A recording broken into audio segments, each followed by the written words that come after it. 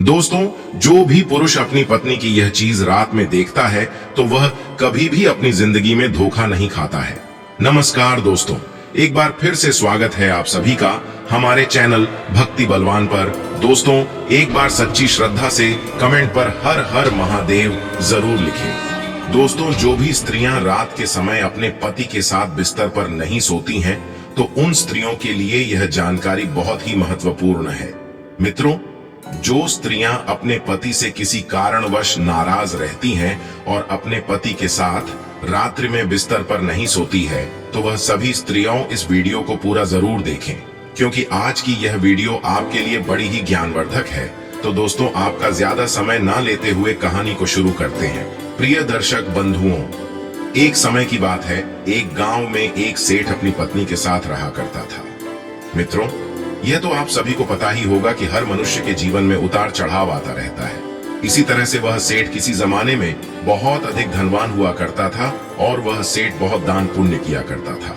परंतु धीरे धीरे उसका समय बदल गया और वह अपना सारा धन खोता गया और धीरे धीरे वह सेठ इस हालत में आ गया कि उस गांव के लोग उसे गरीब सेठ के नाम से जानने लगे। मित्रों, आपको यह तो पता ही होगा कि अच्छे कर्म करने वाले को फल तो जरूर मिलता ही है, चाहे जल्दी मिले या बाद में। मित्रों, ऐसा ही कुछ उस सेठ के साथ होने वाला था जिस राज्य में वह सेठ रहा करता था। उस राज्य में बार राजा ने अपने सैनिकों से ऐलान करवाया कि इस राज्य के जिस व्यक्ति ने अच्छे काम किए हैं, वह व्यक्ति राजा के सामने आकर अपने अच्छे काम गिनवा करके और उसकी जो इच्छा हो वह राजा से मांग कर ले जाए। प्रिय, इस बात को उस सेठ की पत्नी ने सुन लिया और वह सेठ की पत्नी इन बातों को सुनकर बहुत ही ज्यादा खुश हुई, क्योंकि वह जानती थी कि मेरे पति ने अपने अच्छे दिनों में बहुत ही ज्यादा पुण्य के काम किए थे।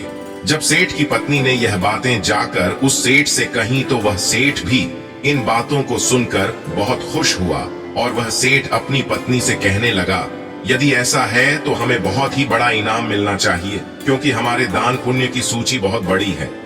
दर्शकों, अगले ही दिन वह सेठ कपड़े में रोटी बांधकर राजा के महल की तरफ चल दिया।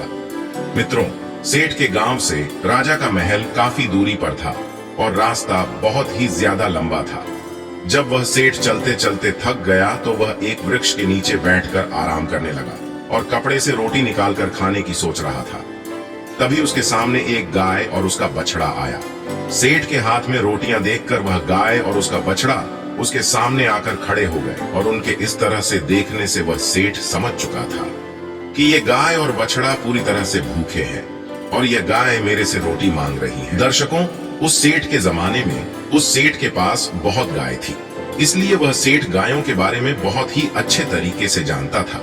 दर्शकों, सेठ के दिन बदले थे, परंतु सेठ का स्वभाव नहीं बदला था, क्योंकि सेठ पहले से ही दान पुण्य करता आ रहा था।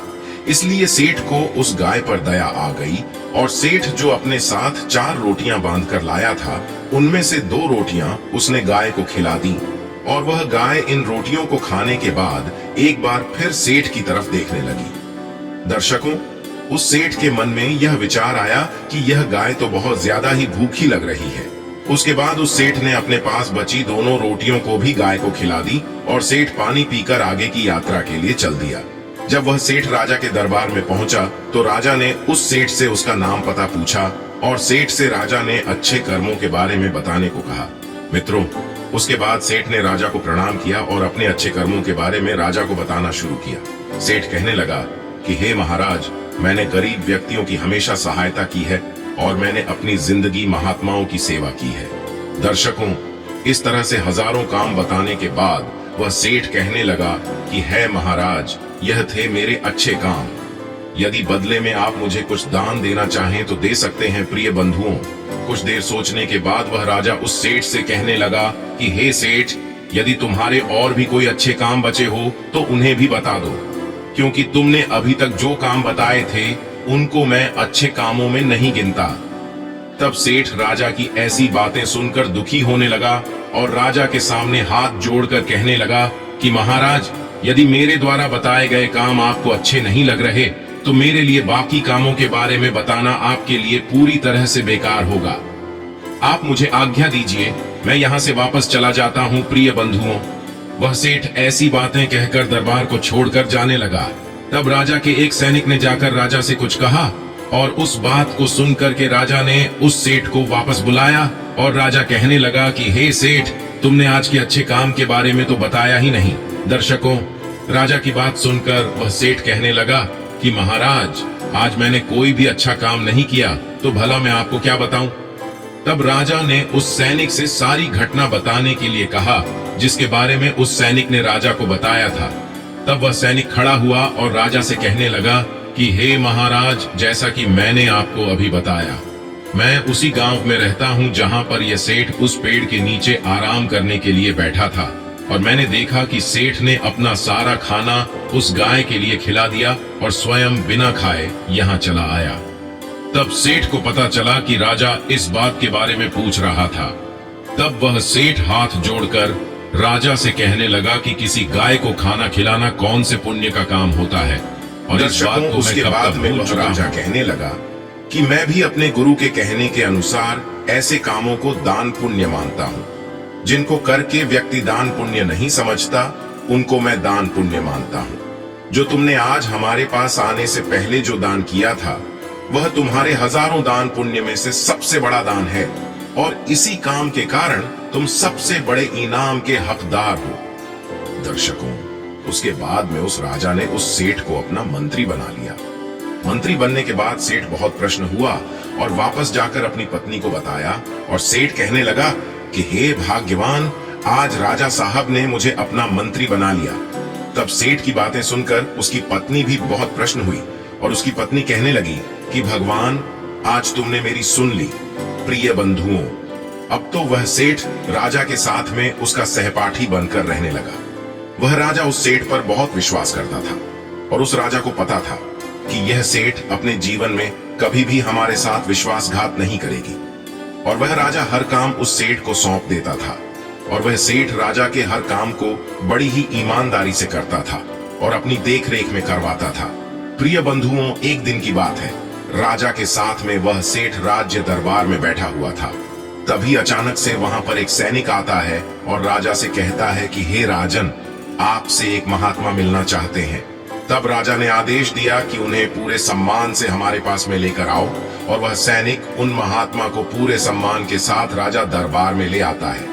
वह राजा उस महात्मा को पूरे सम्मान भाव के साथ अपने महल में बैठाता है और उन महात्मा को भोजन पानी करवाता है। इस कारण वह महात्मा उस राजा पर अत्यधिक प्रश्न होते हैं। दर्शकों, उसके बाद में वह महात्मा राजा से कहते हैं कि हे राजन, मैं आपकी सम्मान भाव को देखकर आप पर बहुत प्रसन्न हूँ। हे राजन, मैं आपके जीवन के लिए एक महत्वपूर्ण बात बताना चाहता हूँ और इस बात को आप अपने जीवन में अवश्य उतार लीजिएगा।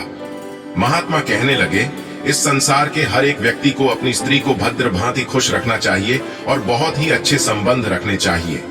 यदि पति पत्नी में किसी बात को लेकर अनबन हो जाती है तो उसे आपस में सुलझा लेना चाहिए, क्योंकि कहते हैं कि पति पत्नी के आपस में लड़ाई झगड़े के कारण घर में गरीबी आती है। इसलिए पति और पत्नी के बीच में प्रेम संबंध होना बहुत ही जरूरी है। इस संसार के हर एक व्यक्ति को अपने जीवन में इस बात को याद रखना चाहिए कि कभी भी पुरुष को अपनी स्त्री पर ज्यादा गुस्सा नहीं होना चाहिए और अपनी स्त्री से दूरियां बनाकर नहीं रखना चाहिए। यदि पति अपनी पत्नी के साथ में ऐसा बर्ताव करता है तो पत्नी को बहुत ही दुख पहुंचता है और आपको ये तो पता ही होगा कि पत्नी को दुख देना बर्बादी का कारण होता है, क्योंकि नारी लक्ष्मी का रूप होती है। दर्शकों, आपको ये तो पता ही होगा कि जब घर की लक्ष्मी प्रश्न होती है तो माता लक्ष्मी आप पर सदैव प्रश्न रहती है। इतना कहकर वह महात्मा राजा के दरबार से चले जाते हैं। दर्शकों, किसी कारणवश एक दिन राजा का अपनी रानी से झगड़ा हो जाता है और वह दोनों एक दूसरे से अलग अलग रहने लगते हैं। रानी अकेली अपने कक्ष में सोती थी और राजा अपने कक्ष में अकेले सोते थे, परंतु रानी राजा को देखने के लिए उनके कक्ष में जरूर आया करती थी। इधर राजा के महल में एक सैनिक दूसरे राजा का सैनिक था। जोश राजा के सैनिक के रूप में रहा करता था।